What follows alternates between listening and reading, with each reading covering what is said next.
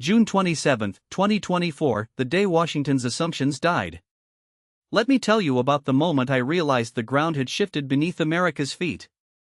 It wasn't the kind of event that makes headlines in the New York Times or gets breathless coverage on CNN. No dramatic footage, no presidential address, no UN Security Council emergency session. Just a quiet, almost bureaucratic announcement from Venezuela had formally ended the 100-year concession for the Orinoco Belt's oil fields, the largest proven reserves on the planet, and transferred operational control to a consortium of Chinese, Russian, and Iranian state-owned firms. On the surface, it looked like just another petty act of defiance from a regime Washington has spent 2 decades trying to overthrow. But here's what the media: this wasn't just about Venezuela. This was the first domino in a much larger collapse, one that signals the end of an era the United States took for granted.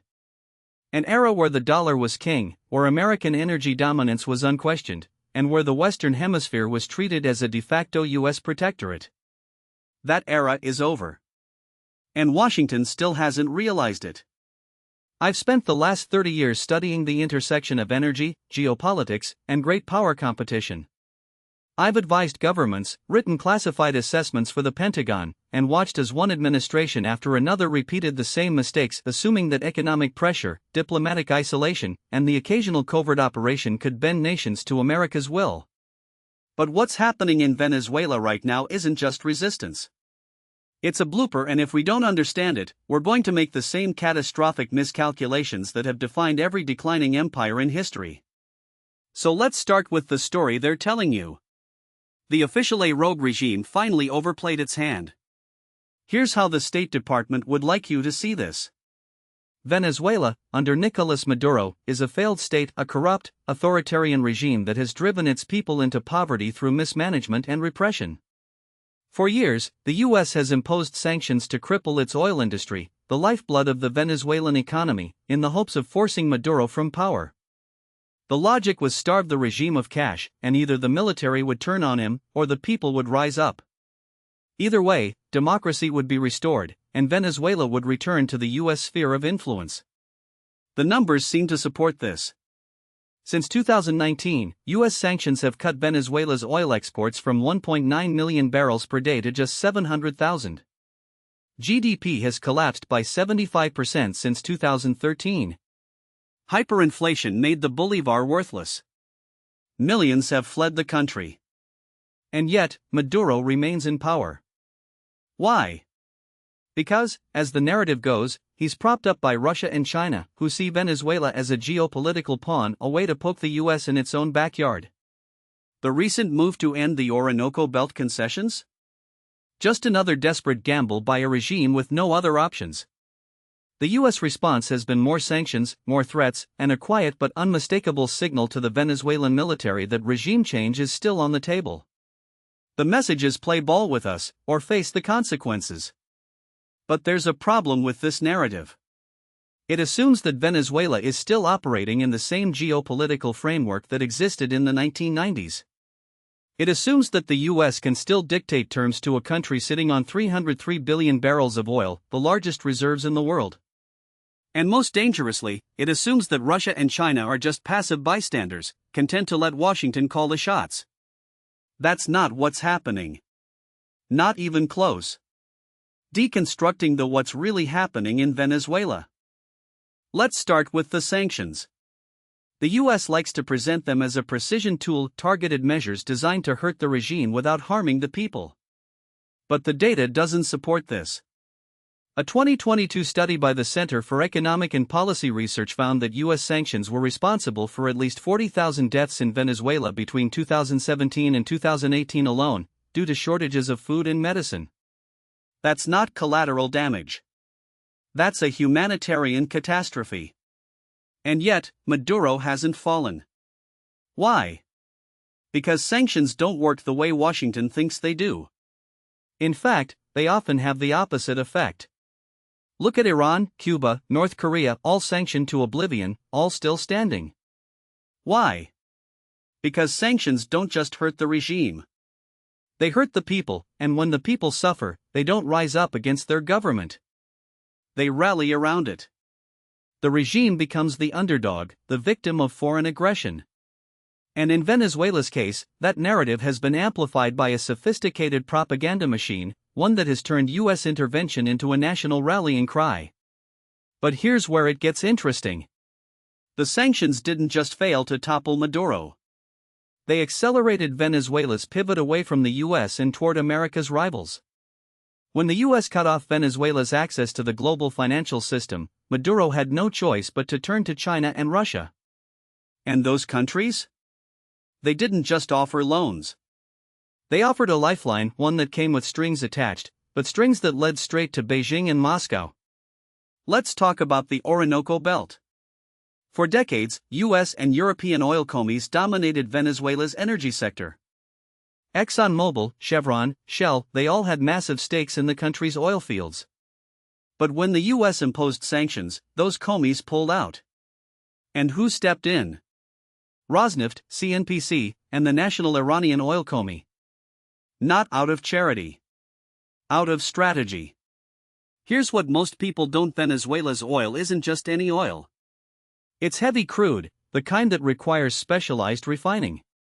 The US Gulf Coast has the infrastructure to process it, which is why Venezuela was historically one of America's top suppliers. But when the US cut off imports, Venezuela had to find new buyers. And China? It had the refineries. So did India. And Russia? It saw an opportunity to lock in a long-term energy partner, one that could supply its allies in the global south. The result? Venezuela's oil exports didn't disappear. They just went elsewhere. In 2023, Venezuela exported 600,000 barrels per day to China alone, nearly as much as it was sending to the US before sanctions. And here's those exports are now being paid for in yuan, not dollars. That's not just a financial transaction. That's a direct challenge to the petrodollar system, the foundation of US economic hegemony. Now, let's talk about the military dimension. The US has spent years trying to turn the Venezuelan military against Maduro. It's offered amnesty to defectors, imposed sanctions on generals, even hinted at military intervention. But the military hasn't budged. Why?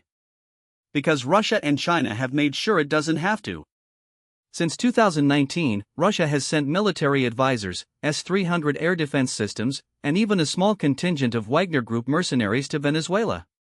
China has provided surveillance technology, drones, and cybersecurity support. And Iran? It's helped Venezuela restart its refineries, keeping the economy afloat. This isn't just about propping up Maduro. It's about creating a deterrent. A message to the US: if you invade, you're not just fighting Venezuela. You're fighting Russia, China, and Iran. And that's the real story here. Venezuela isn't just a failed state. It's a proxy battleground, one where the rules of the game have fundamentally changed. The broader geopolitical, the end of the unipolar moment. To understand what's happening in Venezuela, you have to way out. Because this isn't just about one country. It's about the death of the post-Cold War order, the era of US unipolarity, where Washington could act as the world's policeman, imposing its will with little consequence. That era is over. And Venezuela is just the latest symptom of its collapse. Let's talk about the big picture. For the last 30 years, the US has operated under a doctrine of liberal hegemony, the idea that America's security and prosperity depend on shaping the world in its image. Democracy promotion, free markets, human rights, these weren't just ideals. They were tools of power. And they worked, for a while. But they also created a backlash. Because not every country wants to be a US client state. And not every country is willing to accept American dominance forever. Enter Russia and China. Both countries have spent the last 2 decades watching as the US exited NATO to their borders, overthrew regimes in the Middle East, and imposed its economic will through sanctions and the dollar's dominance. And both have concluded the same: this can't stand. So they've built alternatives. China's Belt and Road Initiative, a $1 trillion infrastructure project spanning 150 countries. Russia's Eurasian Economic Union, a counterweight to the EU. The BRICS bloc, a coalition of emerging economies that now accounts for 40% of the world's population and a quarter of its GDP. And most importantly, a financial system that doesn't rely on the dollar, one where trade is conducted in yuan, rubles, and even gold. Venezuela is a test case for this new order. It's a country that has been sanctioned into submission by the US, only to emerge as a key node in a rival economic and military network. And it's not alone. Iran, Syria, Nicaragua, Cuba, all have been targeted by US pressure, and all have found refuge in this new multipolar world. Now, let's be clear about something. This isn't about ideology. It's not about democracy versus authoritarianism. It's about power. The US has spent decades treating Latin America as its backyard, intervening whenever it saw fit, overthrowing Allende in Chile, invading AMA, backing coups in Honduras and Bolivia. And for a long time, it worked. But now, the countries of the global south have options. And they're choosing to exercise them. The question: what happens when a declining hegemon refuses to accept that its dominance is fading? Military and strategic, the illusion of a quick and easy solution. Here's where things get dangerous. Because the US foreign policy establishment has a long history of underestimating its adversaries. Iraq was supposed to be a cakewalk. Afghanistan was supposed to be over in months. Libya was supposed to be a humanitarian triumph. And Venezuela? Well, the hawks in Washington have been itching for a fight there for years. Let's talk about what a US military intervention in Venezuela would actually look like. Because it's not as simple as some in the Pentagon would have you believe. First, the terrain. Venezuela is nearly twice the size of Iraq, with dense jungles, towering mountains, and a coastline that stretches for thousands of miles. It's not a desert. It's not a flat plain. It's a logistical nightmare. And the Venezuelan military? It's not the Iraqi army of 2003. It's a battle-hardened force that has spent years preparing for exactly this scenario. Then there's the air defense issue. Russia has already deployed S-300 systems to Venezuela, state-of-the-art surface-to-air missiles that can shoot down US aircraft. And China has provided Venezuela with advanced radar and electronic warfare capabilities. That means any US air campaign would face a level of resistance far beyond what we saw in Iraq or Syria. But the real problem isn't just the Venezuelan military. It's the allies Venezuela has. Russia has made it clear that it will respond to any US attack on Venezuela. How? By ramping up support for Iran, by escalating in Ukraine, by targeting US assets in Syria. And China? It's not going to sit this one out. A US invasion of Venezuela would trigger a global economic response, one that could crash markets, disrupt supply chains, and send oil prices soaring. And let's not forget the domestic front. The American people are exhausted by war. After Iraq, Afghanistan, and Libya, the appetite for another regime change operation is non-existent. Even if the US managed to topple Maduro, what then? Would it install a puppet government? Would it occupy the country for years, as it did in Iraq? And how would it prevent a repeat of the chaos that followed the 2003 invasion? The hawks in Washington like to talk about Venezuela as if it's just another domino waiting to fall. But the truth is, it's a trap. A trap set by Russia and China, designed to bleed the US dry in a protracted conflict while they consolidate their own spheres of influence. And here's the US doesn't even need to invade to lose. Because every day that Venezuela survives under sanctions, every day that it trades in yuan instead of dollars, every day that it hosts Russian and Chinese military advisors, it's a victory for the multipolar world. And a defeat for the US. The domestic political why Washington can't let go. So why does the US keep doubling down on a strategy that's clearly failing? Because foreign policy isn't just about strategy. It's about politics. Let's talk about Florida. A swing state with a large Venezuelan exile community, many of whom fled Maduro's regime. For years, politicians in both parties have used Venezuela as a cudgel, a way to score points with voters by taking a hard line against socialism and dictatorship. Trump imposed sanctions. Biden kept them. And now, with the 2024 election looming, neither side wants to be seen as soft on Maduro. But it's not just about Florida. It's about the broader narrative of American decline. For decades, the U.S. foreign policy establishment has operated under the assumption that America's power is limitless. That it can shape the world in its image, that it can impose its will without consequence.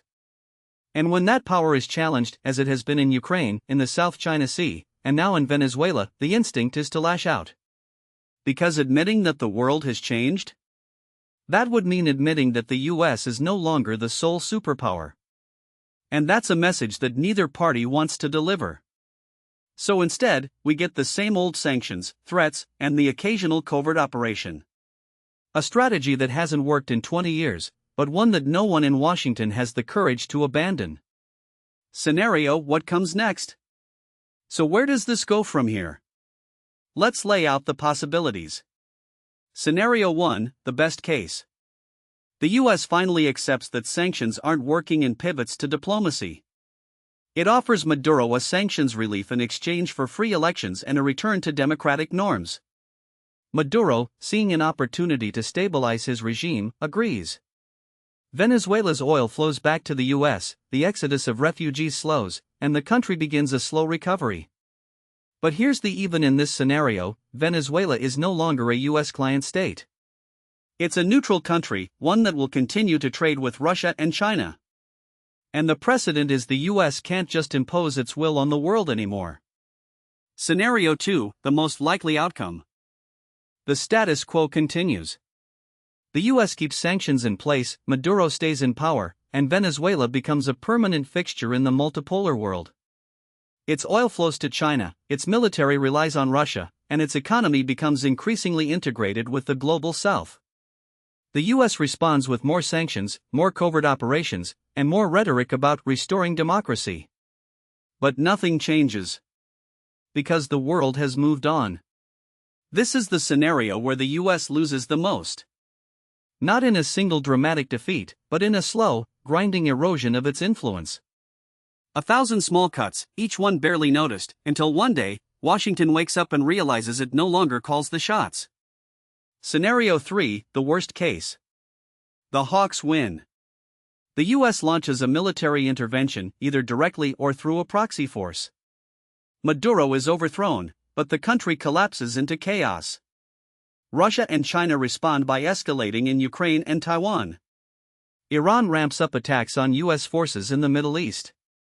Oil prices skyrocket, the global economy tips into recession, and the U.S. finds itself bogged down in another endless war. This is the scenario where everyone loses. Because even if the U.S. wins in Venezuela, it loses everywhere else. Grand strategy: the death of liberal hegemony. So what's the bigger picture here? What does Venezuela tell us about the future of U.S. power? It tells us that liberal hegemony is dead. The idea that the U.S. can reshape the world in its image, that it can impose its will through military force and economic coercion, that idea is finished. And the sooner Washington accepts that, the better. Because here's the U.S. is still the most powerful country in the world. But it's no longer the only powerful country. And in a multipolar world, the rules are different. You can't just invade countries and expect them to fall in line. You can't sanction nations into submission. And you can't assume that the rest of the world will follow your lead just because you say so. This isn't about being weak. It's about being smart. The U.S. still has enormous advantages: its economy, its military, its alliances. But those advantages are only useful if they're wielded wisely. And right now, they're not. Look at the last 20 years. The U.S. has spent trillions of dollars on wars in the Middle East, only to leave behind chaos and instability. It's imposed sanctions on country after country, only to see them pivot to Russia and China. It's lectured the world about democracy, only to see its own institutions erode at home. This isn't a failure of execution. It's a failure of strategy. And Venezuela is just the latest example. What the U.S. should do instead. So what's the alternative? How does the U. Now, what most people don't realize is that this isn't just about Venezuela. It's about the fundamental mismatch between America's strategic assumptions and the reality of the 21st century. The U.S. foreign policy establishment still operates on the belief that military dominance and economic coercion can force outcomes that if we just apply enough pressure, the world will bend to our will. But that playbook stopped working years ago, and Venezuela is just the latest case study in why. Let me explain why this matters beyond Caracas. The military implications of this shift are enormous, and they're being ignored in Washington. For decades, the U.S. has relied on a simple overwhelming force, forward-deployed bases, and the threat of regime change to keep adversaries in check. But that formula assumes two things: that our adversaries will back down when confronted, and that our allies will follow our lead. Neither of those assumptions holds anymore. Take Russia's war in Ukraine. The U.S. and NATO have poured billions in weapons into Kyiv, but Russia hasn't collapsed. Instead, it's adapted, deepened its ties with Iran and North Korea, and even found new markets for its oil despite sanctions. The lesson? Military aid alone doesn't guarantee victory, and economic pressure doesn't force surrender. The same is true in Venezuela. The U.S. has sanctioned Maduro's regime into the ground, but rather than capitulate, he's turned to Russia for military support, to China for economic lifelines, and to Iran for oil expertise. The sanctions haven't toppled the regime, they've just made it more resilient and more dependent on America's rivals. Here's the uncomfortable: the U.S. military is still the most powerful in the world, but it's no longer the only game in town. Russia, China, and even regional powers like Iran and Turkey are developing asymmetric capabilities that blunt American advantages. Hypersonic missiles, advanced air defenses, and electronic warfare systems are making it harder for the U.S. to project power without risking catastrophic losses. And let's not forget the nuclear dimension. Russia has repeatedly threatened to use tactical nukes in Ukraine, and China is rapidly exiting its arsenal. The old U.S. playbook of escalation dominance, where we could out-escalate any adversary, is becoming obsolete. Now, consider the broader geopolitical chessboard. The U.S. has spent the last 2 decades focused on counterterrorism and counterinsurgency, but the real competition is shifting to great power rivalry. China is building a blue water navy, Russia is modernizing its nuclear forces, and both are extending their influence in the global south. Meanwhile, the U.S. is still bogged down in the Middle East, still trying to contain Iran, still struggling to define its role in a world where its unipolar moment is over. What does this mean for Venezuela? It means that any U.S. military intervention would be far riskier than it was in the 1990s or early 2000s. Russia has already deployed military advisors and Wagner Group mercenaries to Caracas. China has deepened its economic ties, including in Venezuela's oil sector. Iran has sent drones and oil experts. If the U.S. were to launch a strike or a full-scale invasion, it wouldn't just be fighting Maduro's forces, it would be risking direct confrontation with Russia, China, and Iran. And in a multipolar world, that's a gamble with existential stakes. Let's be the U.S. could still win a conventional war against Venezuela. But the real question is whether it could win the peace. Look at Iraq, Libya, Afghanistan, countries where the U.S. toppled regimes but failed to stabilize them. Venezuela is far more complex. It's a country with deep social divisions, a collapsed economy, and a population that's already suffered immensely. Even if Maduro were removed, the U.S. would inherit a failed state with no clear path to reconstruction. And in the meantime, Russia and China would exploit the chaos to extend their influence, just as they've done in Syria and Sudan. So what's the alternative? The U.S. needs to stop thinking in terms of regime change and start thinking in terms of strategic competition. That means accepting that Maduro isn't going anywhere in the short term and focusing instead on containing his influence. It means working with allies in Latin America to isolate Venezuela diplomatically and economically, but without resorting to military force. And it means recognizing that the real battle isn't for Caracas, it's for the hearts and minds of the global south. Here's how that could work in practice. The U.S. could ease some sanctions in exchange for democratic concessions, like free and fair elections. It could work with Brazil, Colombia, and Mexico to create a regional framework for managing Venezuela's crisis, rather than trying to impose a solution unilaterally. And it could invest in long-term strategies to counter Russian and Chinese influence in the region, like infrastructure projects and trade deals that offer Latin American countries a viable alternative to Beijing's Belt and Road Initiative.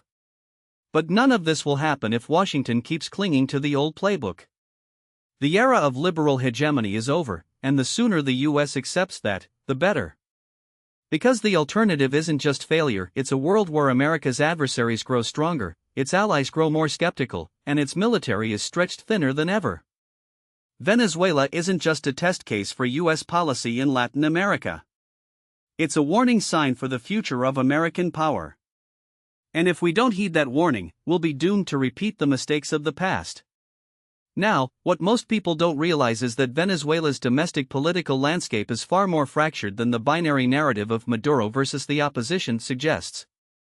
The reality is that Chavismo, despite its economic failures, still commands a significant, if shrinking, base of support, particularly among the poor and working classes who remember the social programs of the early 2000s. Meanwhile, the opposition remains deeply divided, with factions ranging from hardline anti-Chavistas to more pragmatic figures willing to negotiate. This isn't just a matter of political theater, it's a structural problem that has paralyzed the country for over a decade. Let me explain why this matters. The 2018 presidential election, widely dismissed as a sham by the US and its allies, was a turning point. Maduro won with 67% of the vote, but turnout was only 46%, and the opposition boycotted the process. The result was a government that lacked legitimacy in the eyes of half the country and the international community, but one that still had enough control over the military and state institutions to survive. The problem for Washington is that this dynamic hasn't changed. If anything, it's gotten worse. The opposition's unity has eroded further since Juan Guaido's failed 2019 push for regime change, and Maduro has skillfully exploited these divisions, offering selective concessions like the release of political prisoners or the easing of some economic restrictions to keep his enemies off balance. Here's the uncomfortable: Venezuela is no longer a country where a single opposition figure can credibly claim to represent the majority. The political spectrum has splintered into at least three major blocks. First, there's the traditional opposition, led by figures like Enrique Capriles and Maria Corina Machado, who still believe in a negotiated transition but are increasingly seen as out of touch by younger voters. Then there's the emerging third-way faction, represented by figures like former Chavista Governor Henri Falcon, who argue for a more pragmatic approach that doesn't outright reject the government but instead pushes for incremental reforms. And finally, there's the radical fringe, which includes groups like Voluntad Popular, who still cling to the idea of a sudden, decisive break with Chavismo, an idea that has lost credibility after years of failed coups and street protests.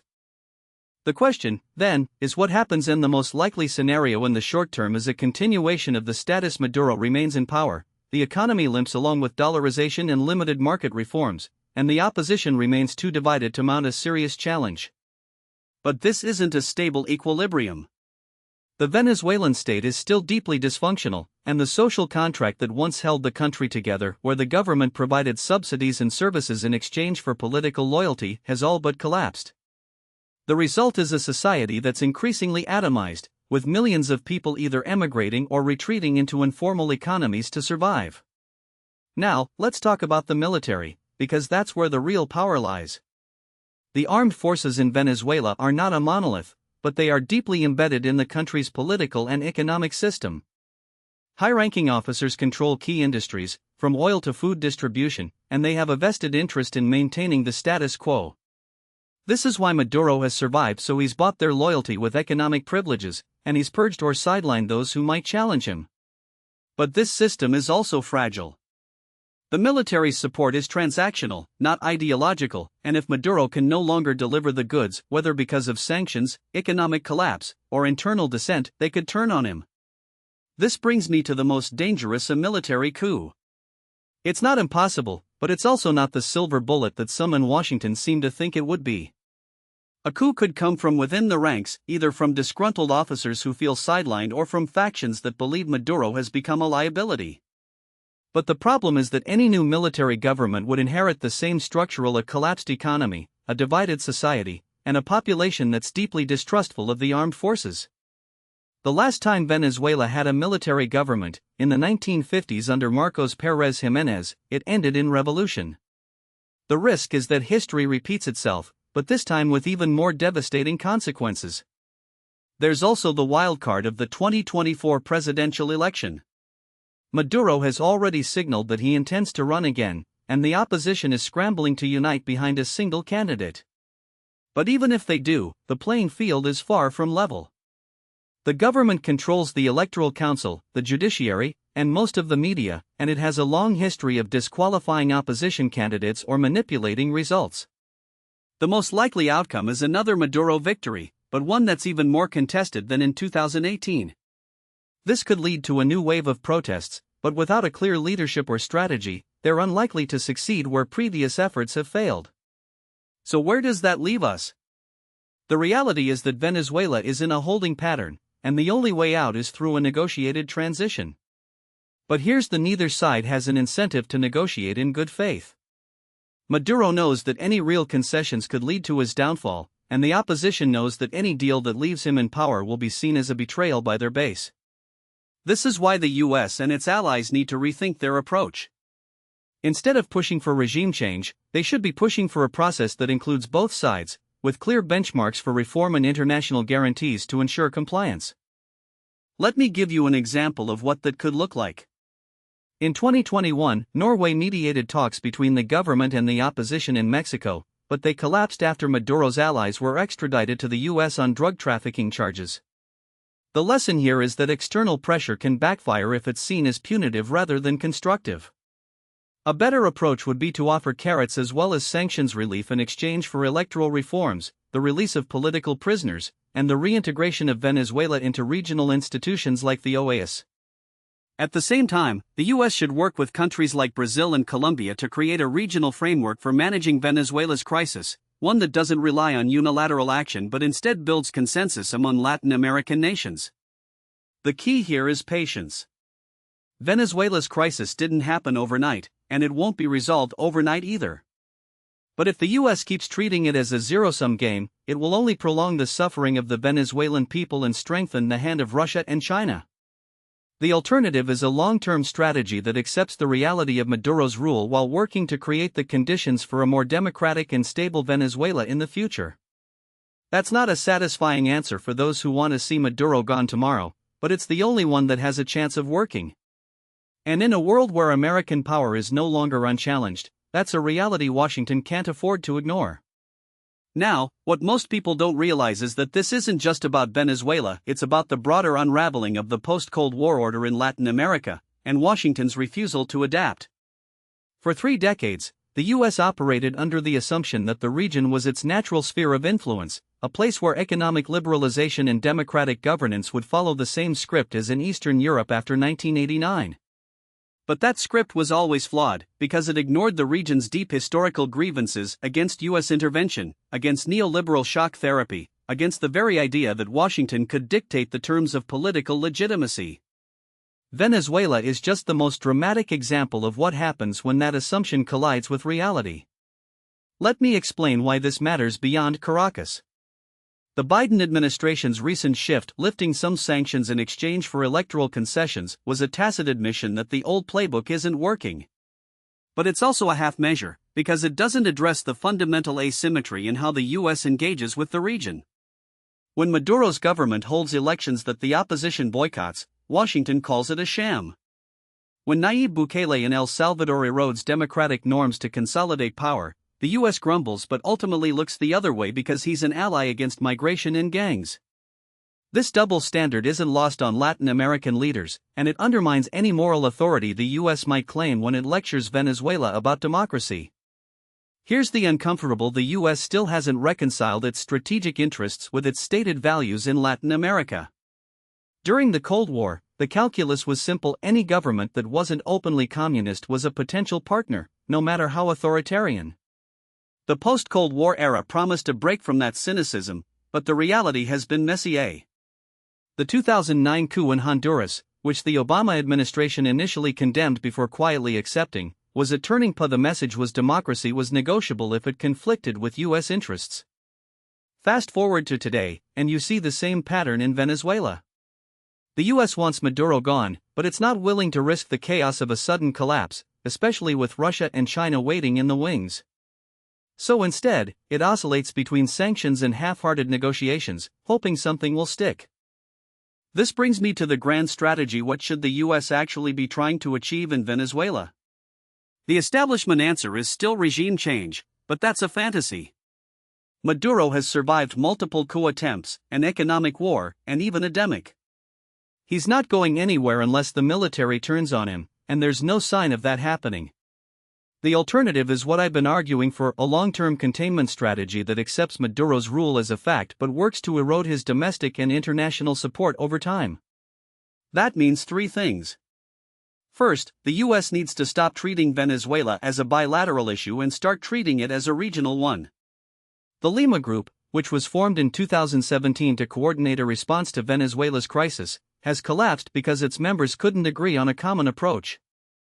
Brazil under Lula has been pushing for dialogue, while Colombia under Petro has taken a more conciliatory line. The US should be working with these countries to create a unified framework for engagement, one that includes incentives for reform but also consequences for backsliding. The key here is to avoid the appearance of US hegemony. Latin American nations are far more likely to support a solution they helped design than one imposed from Washington. Second, the US needs to rethink its sanctions policy. The current approach, broad-based economic sanctions that hurt ordinary Venezuelans more than the regime, has been a failure. It strengthened Maduro's narrative that Venezuela is under siege by foreign powers, and it's pushed the country further into the arms of Russia and China. A smarter approach would be targeted sanctions that focus on specific individuals and entities, combined with a clear roadmap for relief. For example, the US could offer to lift sanctions on Venezuela's oil sector in exchange for the readmission of international election observers, the release of political prisoners, and the restoration of opposition parties' legal status. This would put the onus on Maduro to make concessions, rather than giving him an excuse to play the victim. Third, the US needs to engage with Venezuela's military.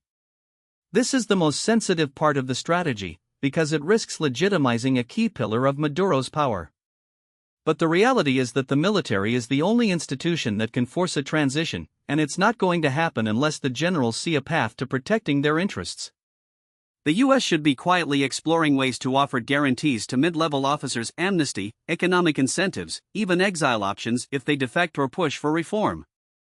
This is how transitions have happened in other authoritarian regimes, from Chile to Indonesia. It's not pretty, but it's how change often occurs in systems where the military holds the real power. Now, I can already hear the objections. Some will say this is appeasement, that the US is rewarding a dictator for bad behavior. Others will argue that it's too little, too late, and that Venezuela is already a failed state. Both critiques have merit, but they miss the bigger picture. The US doesn't have the luxury of moral purity in a world where great power competition is back. China is already Venezuela's largest creditor, and Russia has used the country as a staging ground for its influence in the Western Hemisphere. If the US wants to counter that, it needs a strategy that goes beyond sanctions and regime change rhetoric. That means accepting that Maduro is part of the equation, at least for now, and working to create the conditions for a more stable and democratic Venezuela in the long run. Let me be: this isn't about giving up on democracy in Venezuela. It's about recognizing that democracy can't be imposed from the outside, and that the path to it is often messy and indirect. The US spent years trying to force a transition in Cuba, only to end up with a regime that's still in power 6 decades later. It's time to learn from those mistakes. The goal shouldn't be to replace Maduro with a US-approved leader, but to create a political environment where Venezuelans can choose their own future without foreign interference, but also without the threat of economic collapse or military repression. This brings me to the final: the US needs to stop thinking of Latin America as a problem to be managed and start thinking of it as a partner to be engaged. The region is no longer a passive recipient of US policy. It's a collection of sovereign nations with their own interests, their own alliances, and their own ideas about how to solve their problems.